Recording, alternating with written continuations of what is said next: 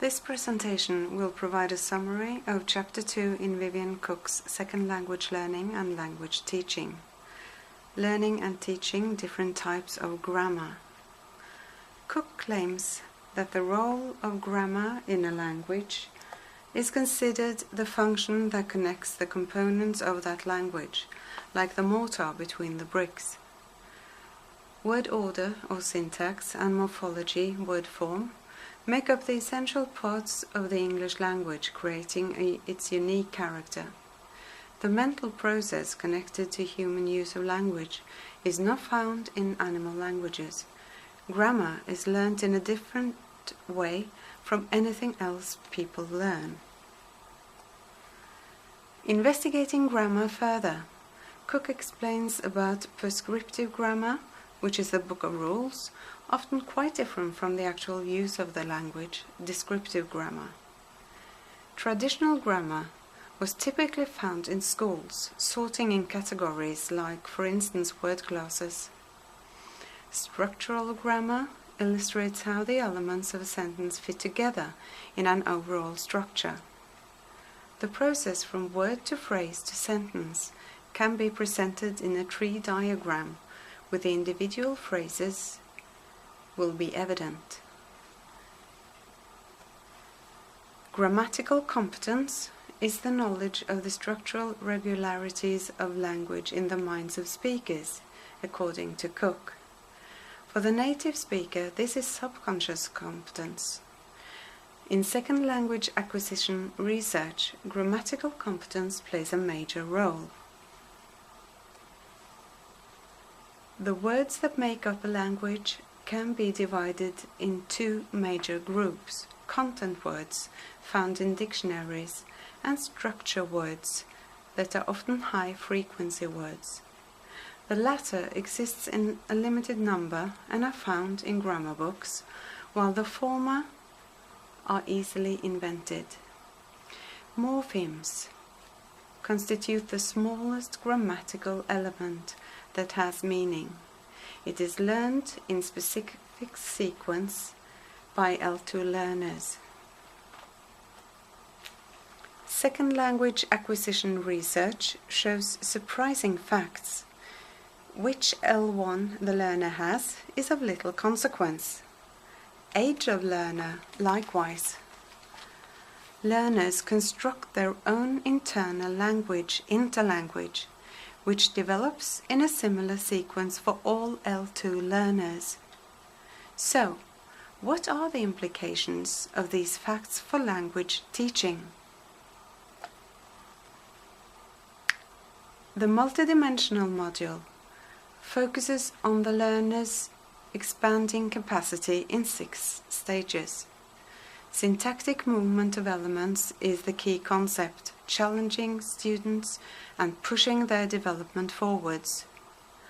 Learners' interlanguage develops as more complex structures are learnt.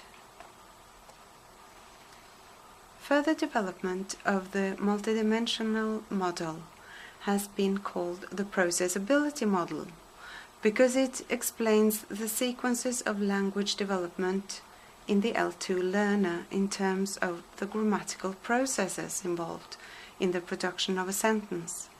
First, individual content words. Next, access to grammatical structure words like the, called the category procedure. Third, the learner assembles these into phrases, the phrasal procedure. Fourth, phrases come together within the sentence, the S procedure.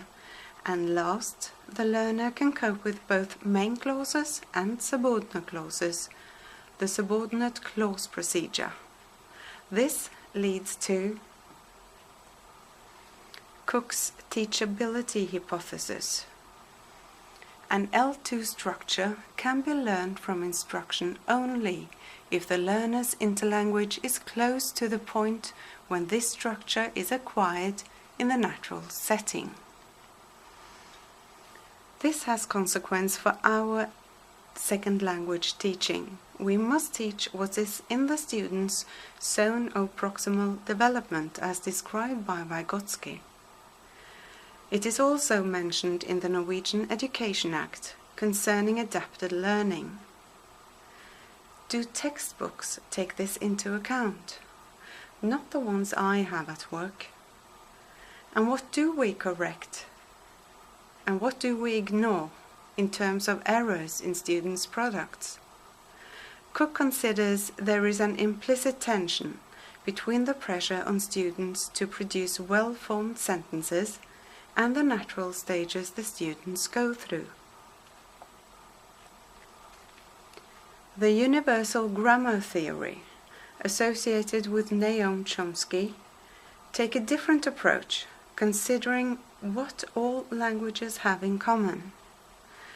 These shared lingual qualities are part of the language system of the human mind, language principles.